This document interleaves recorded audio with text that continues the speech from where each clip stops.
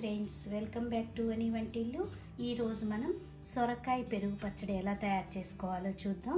ఇలా తయారు చేసుకుంటే దోశ, చపాతీ, రైస్లోకి తినడానికి చాలా రుచిగా కమ్మగా అనిపిస్తుంది.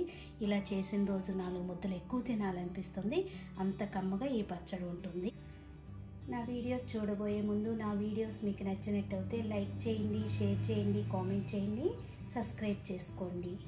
సొరకాయ పచ్చడి ఎలా తయారు చేసుకోవాలో చూద్దాం. నేను ఈ సొరకాయ మొత్తం కొంచెం పెద్దది కాబట్టి సగం ముక్క తీసుకున్నాను. మీకు ఎంత కావాలో అంత సొరకాయ తీసుకోండి.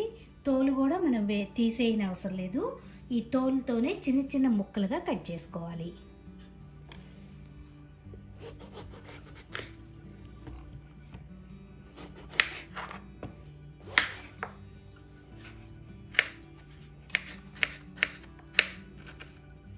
ఇలా చిన్న చిన్న ముక్కలుగా సొరకాయ అంతా కట్ చేసుకుని పక్కన పెట్టుకోండి.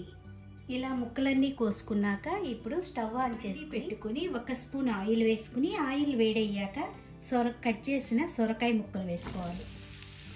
దీనిలోనే మీరు తినే కారాన్ని బట్టి పచ్చిమిరపకాయలు కూడా వేసి వేయించుకోండి.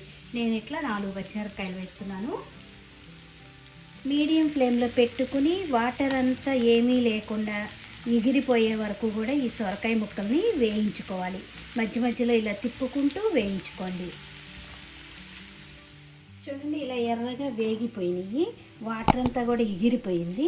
ఇలా వేగాక ఇప్పుడు స్టవ్ ఆఫ్ చేసుకుని కొద్దిగా ఎక్కువ చింతపండు అవసరం లేదు, చిన్న ఉసిరికాయ సైజ్ అంత చింతపండుని దీనిలో పెట్టుకుంటే ఆ వేడికి ఇది కొంచెం చింతపండు మెత్తగా అయ్యి మనం గ్రైండ్ చేసుకునేటప్పుడు త్వరగా నలిగిపోతుంది.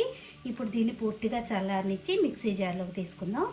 మిక్సీ జార్లోకి తీసుకున్నాక దీనిలో గ్రైండ్ చేసుకునే ముందు 2 వెల్లుల్లి గబ్బాలు, 1/2 టీ స్పూన్ జీలకర్ర, రుచికి తగినంత ఉప్పు, 1 స్పూను పెరుగు. ఎక్కువ అవసరం లేదు, పెరుగు 1 స్పూన్ వేసుకోండి. ఇప్పుడు దీన్ని బరకగా గ్రైండ్ చేసుకోవాలి. ఇలా బరకగా గ్రైండ్ చేసుకున్నాక అక్కడక్కడ మీకు ముక్క కనబడుతూ ఉంటే మనం తినేటప్పుడు పంటి కింద ముక్క తగులుతూ టేస్టీగా అనిపిస్తుంది. ఇప్పుడు దీన్ని బౌల్లోకి తీసుకుందాం. దీనిలోనే కొద్దిగా సన్నగా తరిగిన కొత్తిమీర కూడా వేసుకుందాం. ఇప్పుడు నేను సొరకాయ వేయించుకున్న బాండీలోనే తాలింపు వేసుకుంటున్నాను. 1 స్పూన్ ఆయిల్ వేసుకోండి.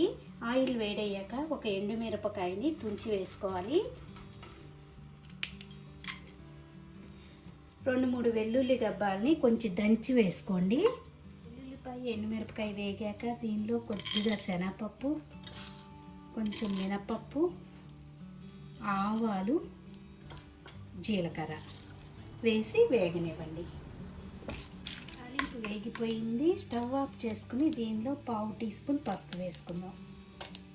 ఇప్పుడు ఈ తాలింపుని పచ్చళ్ళలో వేసి కలుపుకోవాలి. పచ్చడి రెడీ అయిపోయింది. ఇది దోశల్లోకి, చపాతీ, రైస్లోకి కూడా తినడానికి చాలా బాగుంటుంది. మీరు కూడా తప్పకుండా ఒకసారి ఇలా ట్రై చేసి చూడండి. Thank you for watching.